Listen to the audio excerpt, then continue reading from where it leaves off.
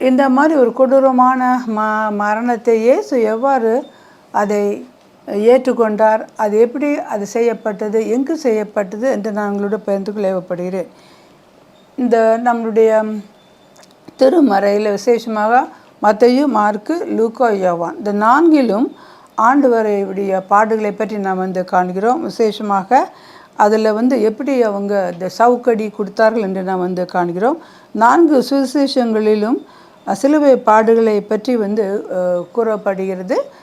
அதில் சவுக்கடி எவ்வாறு அவருக்கு கொடுக்கப்பட்டது என்று நாம் காண்கிறோம்.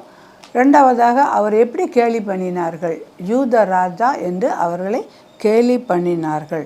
அதுக்கு ரெண்டாவது என்ன பார்க்குறோம், அவருக்கு ஒரு ஒரு சிவப்பு அங்கியானது அவருக்கு கொடுக்கப்படுகிறது. அதுக்கப்புறம் தலையில் முள்கிரீடமானது கொடுக்கப்படுகிறது.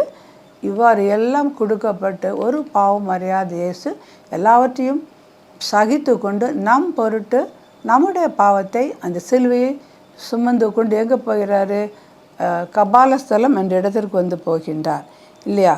அது கொல்கத்தா என்று நாம் காண்கின்றோம். போகிற வழியில் ஒரு சைமன் ஆஃப் சிரியோன் அவன் இயேசுவினுடைய சிலுவையை தூக்கி கொண்டு போகின்றான்.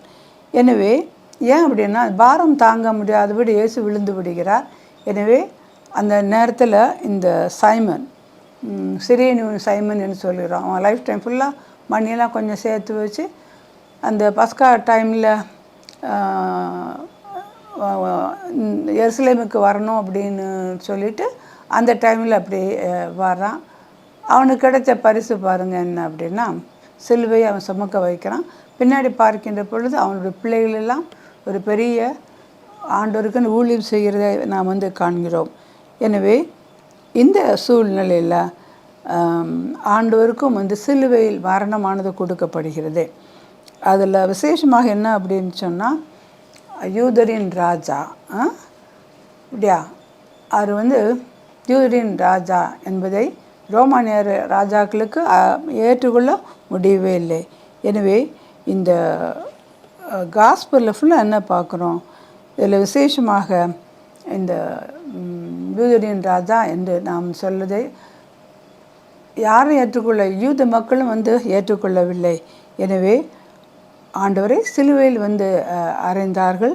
அதற்கு மிக முக்கியமான காரணம் என்ன அப்படின்னு சொன்னால், அவர் மேசியா என்று மக்கள் ஏற்றுக்கொண்டதையும் ரோமானியர்களால் ஏற்றுக்கொள்ள முடியவில்லை. ரோமானிய பேரரசு தான் ராஜா என்று எல்லாரும் இருக்கின்ற பொழுது இவர் யூதரின் ராஜா என்று சொன்ன பொழுது அதையும் ரோமானியர்களால் ஏற்றுக்கொள்ள முடியவில்லை. இதற்காக அவருக்கு அந்த பெரிய பாடானது கொடுக்கப்பட்டது. ஜெபம் பண்ணுமா, பரலோபிதாவே, இந்த கபாலஸ்தலத்துக்கு நீங்கள் போனீங்க ஆண்டவரே, என் பொருட்டு ஆண்டவரே, ஒரு பாவம் அறியாத உங்களை ஆண்டவரே நாங்கள் தான் சுவாமி சிலுவையில் அறைந்தோம் கர்த்தாவே. இதிலிருந்து காலங்களில் நாங்கள் பார்ப்பது உங்களுடைய சுத்த கிருபை ஆண்டவரே. இதிலிருந்து காலத்தில் எங்களை நாங்கள் ஆராய்ந்து பார்த்து உம்முடைய பிள்ளையாக வாழ்ந்து எங்கள் சிலுவையும் எடுத்துக்கொண்டு உம்முடைய சிலுவையை சுமந்தவராகிய உம்மையை நாங்கள் பின்பற்றி வர உதவி செய்யும். ஆமேன். ஆம்.